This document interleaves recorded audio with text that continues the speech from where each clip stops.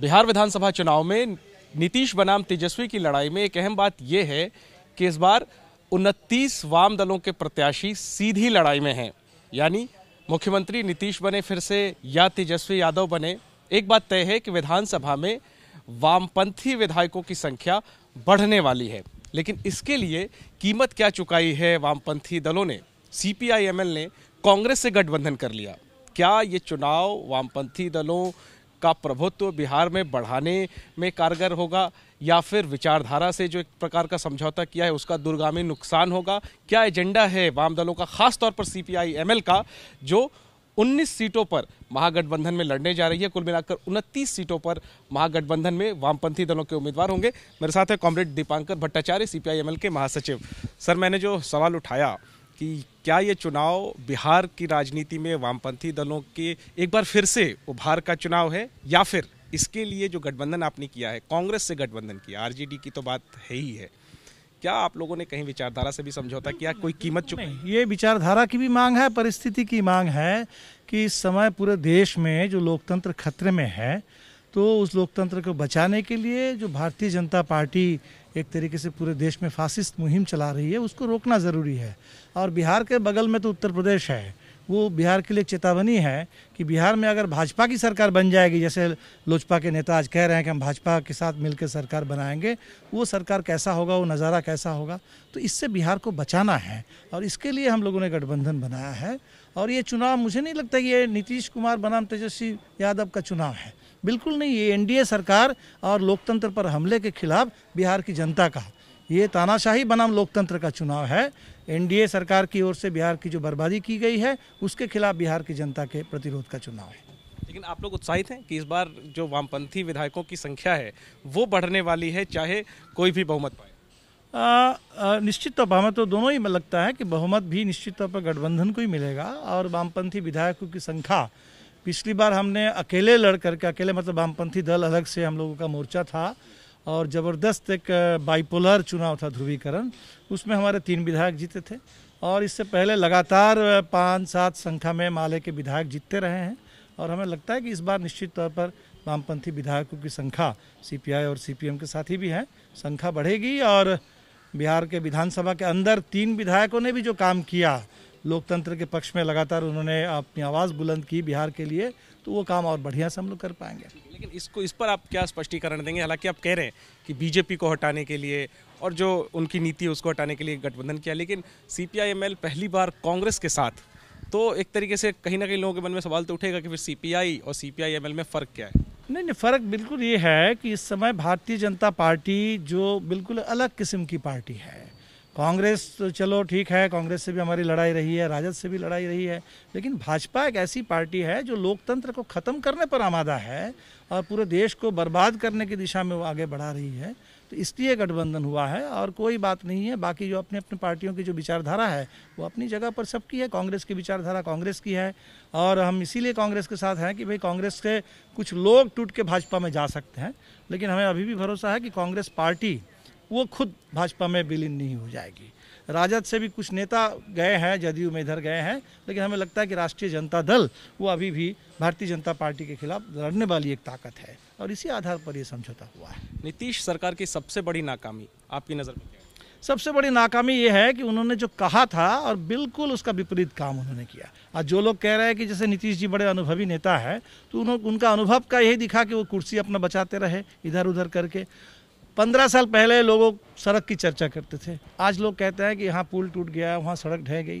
15 साल पहले लोग कहते थे कि भाई चलो भ्रष्टाचार नहीं होगा, आज चारा घोटाला के बाद अब सृजन घोटाला आ गया है।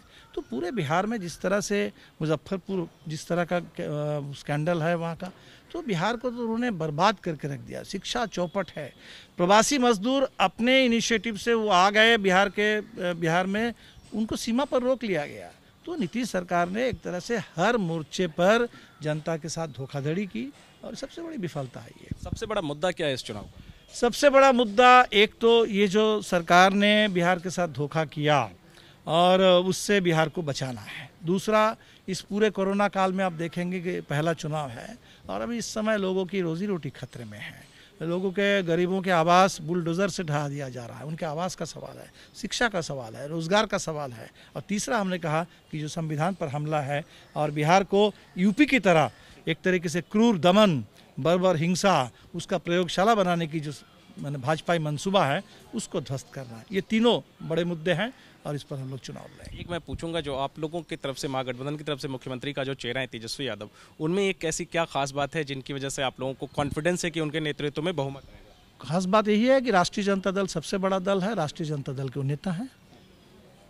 हमें लगता है किसी भी गठबंधन में जो बड़े दल है और बड़े दल के जो नेता हैं, तो बड़े दल के नेता गठबंधन के भी नेता होते हैं। लेकिन जो तर्क दिया जाता है सर कि नीतीश कुमार के पास इतना अनुभव है, तेजस्वी जो है वो अनुभवहीन है, हालांकि उन्होंने भी नेता विपक्ष की एक अनुभव हासिल कर ही लिया है, लेकिन फिर भी काफ़ी तुलना अगर करें तो नीतीश के मुकाबले तेजस्वी का अनुभव काफ़ी कम है। इसके अलावा उनकी जो शैक्षणिक योग्यता है, जो उनके पार्टी की जो विरासत है, इन तमाम चीज़ों को लेकर के तेजस्वी की लीडरशिप पे सवाल खड़े होते हैं। आपको लगता है इसकी वजह से कहीं ना कहीं नुकसान उठाना पड़ सकता है? हमें लगता है कि देखिए, सवाल ये नहीं है, नीतीश जी का जो अनुभव है बिहार को, उसका फ़ायदा क्या मिला? तो नीतीश जी के लिए तो अब उस अनुभव को अनलर्न अगर कर सकते थे, नई शुरुआत नीतीश जी नहीं कर पाएंगे। तेजस्वी जी अभी नए नए हैं, वो आगे बढ़ पाएंगे और सही अनुभव हासिल कर सकते हैं। तो इसीलिए हमें लगता है कि ये अनुभव और अनुभव कम होना, कि हर किसी के पास एक ज़माने में अनुभव कम होता है, धीरे धीरे अनुभव बढ़ता है। वो कोई ऐसी चीज़ नहीं है जो फिक्स्ड है और हर एक के पास कोई निश्चित कोटा है कि इतना ही अनुभव आपके पास हो सकता है। इसलिए हमें लगता है कि इस पूरे मामले को बिहार इस नज़र से नहीं देख रहा है। वो इस नज़र से देख रहा है कि जिस सरकार ने हमारे साथ इतना बड़ा धोखा किया, हमारे ऊपर इतना ज़बरदस्त एक तरीके से दर्द पहुंचाया, हमें संकट में डाला, उस सरकार से हमें छुटकारा चाहिए। सरकार नहीं बनेगी तो नई सरकार बनना, नए मुख्यमंत्री बनना, ये राजनीति में बहुत स्वाभाविक प्रक्रिया है और इसको कोई नहीं रोक सकता। कमरेड, 2 सवाल मेरे और हैं। जो गठबंधन बना है विपक्ष का, उसकी कामयाबी इस बात पर निर्भर करती है कि ज़मीन पर कैसे जो एक दूसरे के कार्यकर्ता हैं, परस्पर पार्टियों के वोटर हैं, वो दूसरी पार्टी के दूसरे सिंबल को वोट करते हैं या नहीं। इसको लेकर के क्या रणनीति है लेफ्ट पार्टियों की या गठबंधन की कि कैसे ज़मीन पर कार्यकर्ता, काडर, वोटर को एक दूसरे के में ट्रांसफ़र किया जाए? देखिए, 2019 में जो गठबंधन बना था तो उसमें एक बात पूरे बिहार में थी कि इस गठबंधन में एक खामी थी कि वामपंथियों के लिए ठीक जगह नहीं थी। कन्हैया को भी इन्होंने समर्थन नहीं दिया था और माले के लिए सिर्फ एक सीट थी। लेकिन बिहार में व्यापक लोगों में आकांक्षा थी कि अगर राजद और माले या राजद और वामपंथी दलों के बीच में कोई गठबंधन होता है, वो सबसे ज़्यादा ज़मीनी और एक सशक्त गठबंधन बनेगा। तो इसलिए हमें लगता है कि ये जो बना है ये लोगों की आकांक्षा के मुताबिक है और ये कोई थोपा हुआ चीज़ नहीं है। तो जब कोई नेचुरल चीज़ बनती है जिसके लिए ऑलरेडी लोगों के बीच में एक आकांक्षा है, एक डिमांड है, तो उसको पूरा होने में मुझे नहीं लगता है कोई दिक्कत होगी। लोकसभा चुनाव में हमारा अनुभव है, आरा में राष्ट्रीय जनता दल के कतारों ने हमारे लिए अच्छा काम किया, वोट दिया, और पाटलिपुत्रा में हमारे लोगों ने जम के राजद के लिए काम किया। और इसीलिए आप देखेंगे कि लोकसभा चुनाव में सिर्फ 4 जगह अपोजिशन के कैंडिडेट को 4 लाख से ज़्यादा वोट मिले थे, आरा में, पाटलिपुत्रा में, कटिहार में, अररिया में, जहां राजद और वामपंथ की ताकत एक तरह से जम के एक जगह पर आई थी। और मुझे पूरा लगता है कि इसमें कोई दिक्कत नहीं होगी, लोग इसको पहचान जाएंगे, देख लेंगे। आजकल डिजिटल मीडिया का ज़माना है, चुनाव चिन्ह जानने में, कार्यकर्ता यानी कौन उम्मीदवार है वो जानने में बिल्कुल समय नहीं लगता। तो ये संदेश चला गया है और लोग एक साथ करेंगे। आखिरी में, विपक्ष का जो गठबंधन था, महागठबंधन, उसमें कुछ और पार्टियां थीं। मांझी जी की पार्टी थी, कुशवाहा जी की पार्टी थी, अब हालिया मुकेश सहनी जी की पार्टी थी। तीनों ही आपसे अलग हो गए। मानते हैं आप कि कहीं ना कहीं रणनीति के स्तर पर चूक हुई, सामंजस्य नहीं बिठा पाए, और इसका क्या कोई नुकसान आपको आशंका लगती है? अब तो देखिए, इसके बारे में मेरे लिए बहुत कुछ कहना संभव नहीं है, क्योंकि क्या वजह है, क्यों लोग अलग हुए, हमको नहीं पता। इन पार्टियों से हमारी कोई बात नहीं हुई। निश्चित तौर पर मैंने पार्टियां और कुछ रहती तो बेहतर होता, लेकिन इससे भी बड़ा सवाल है तो आज एनडीए गठबंधन टूट गया है। और जो ये कोalition धर्म की बात करते हैं, तो आज तो भारतीय जनता पार्टी को साफ करना होगा कि बिहार में एनडीए का डेफिनेशन क्या है, बिहार में किन पार्टियों को लेके एनडीए है। क्योंकि लोक जनशक्ति पार्टी का कहना है वो राष्ट्रीय एनडीए में है, लेकिन बिहार के एनडीए में नहीं है। तो बिहार में तो भाजपा को अब साफ करना पड़ेगा कि एनडीए आज कहाँ है, गठबंधन कहाँ है। आप लोग किस एजेंडे के साथ जनता के बीच जा रहे हैं? जनता के जो मुद्दे हैं उन्हीं मुद्दों को लेकर के, जो साल भर जिन मुद्दों को लेकर आंदोलन होता है उन्हीं मुद्दों को लेकर जा रहे हैं। लेकिन चुनाव है, इसलिए जनता को ये पता है कि सरकार को बदल देना, चुनाव में एक ही काम आप कर सकते हैं एक्स्ट्रा, जो बाकी आंदोलन में नहीं कर सकते हैं, चुनाव में आप सरकार बदल सकते हैं। तो जनता चुनाव में सरकार को बदल दे, इसके लिए हम लोग चाह रहे हैं। हालांकि चुनाव अभी शुरू ही हुआ है, लेकिन आप काफ़ी अनुभवी नेता हैं, क्या कोई अंदाज़ा लग पा रहा है अभी कि कहाँ तक आपका आंकड़ा जा सकता है? नहीं, अभी देखिए एक ही बात है कि इस बार का चुनाव बिल्कुल एक विपरीत परिस्थिति में हो रहा है। ये जो कोरोना काल का चुनाव है, जिस तरीके के कायदे कानून नियम है, ये कहना बहुत मुश्किल है। लेकिन जो हम देख रहे हैं कि जनता में भारी आक्रोश है, विक्षोभ है, और हमें लगता है कि जब जब जनता के अंदर इस तरीके का आक्रोश होता है तो जो आकलन होता है वो एक तरह से सफल नहीं हो पाता है।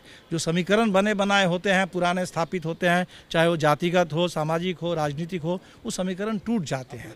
तो मुझे लगता है कि इस बार ये समीकरणों का टूटने वाला चुनाव है और जनता का आगे बढ़ने वाला चुनाव है, और इसीलिए हमने नारा दिया एनडीए हराओ बिहार बचाओ, जनता की दावेदारी आगे बढ़ाओ। तेजस्वी सरकार बनी तो माले शामिल होगी? नहीं, सरकार में शायद हम लोग शामिल नहीं होंगे। हमारा काम होगा कि सरकार सही रास्ते पर चले और जनता के जो मुद्दे हैं, जो उम्मीद है वो पूरी हो, इसके लिए देखना, हम सरकार की मदद करेंगे। हो सकता है बाहर से ही करें। माले या पूरा लेफ्ट ही? पूरा लेफ्ट के बारे में हम कह नहीं सकते, लेकिन हम अपनी पार्टी के बारे में कह सकते हैं। लेकिन अभी तो वो तो आगे की बात है। अभी तो फिर चुनाव हो और बहुमत मिले, अभी फिलहाल इसी की बात है। तो ये जो एकजुटता हुई है आरजेडी की, कांग्रेस की और लेफ्ट की, क्या ये कामयाब होगी? क्या ये नीतीश कुमार लेड एनडीए सरकार को हटा पाएगी? ये आने वाला वक्त तय करेगा। लेकिन एक बात साफ है कि जो एक धारणा है उसके विपरीत विपक्ष का जो प्रमुख गठबंधन है, महागठबंधन, उसके कैंप में कॉन्फिडेंस नजर आ रहा है। देखना ये होगा कि इस कॉन्फिडेंस को जमीन पर कैसे उतार पाती है गठबंधन। कैमरामैन अजय तिवारी के साथ Jainendra, ABP news, Patna. ABP news आपको रखे आगे।